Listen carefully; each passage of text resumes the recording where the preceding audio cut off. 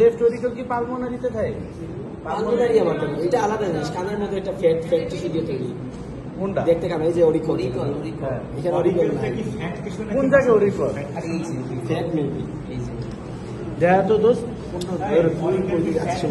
Aortic sinus আর left aortic. Right aortic sinus থেকে তোমার right কোরোনারি artery. আচ্ছা অরিকল অ্যাট্রিয়াম এর পাশে যেটা ছিল ওটা দেখছিলেন না? এর উপরে থাকে। অ্যাট্রিয়াম এর উপর দেখো তো এখানে অ্যাট্রিয়াম কই ছিল?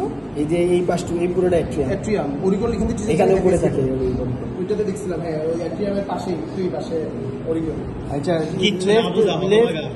রাইট কোরোনারি আর্টারি এখান থেকে নামা শুরু করবে, এইদিকে এসে এইদিকে যাবে। এই যে এটার কি বলে, এট্রিওভেন্ট্রিকুলার গ্রুপ। এতটুকু কি ভেন্ট্রিকল, এতটুকু এট্রিয়াম।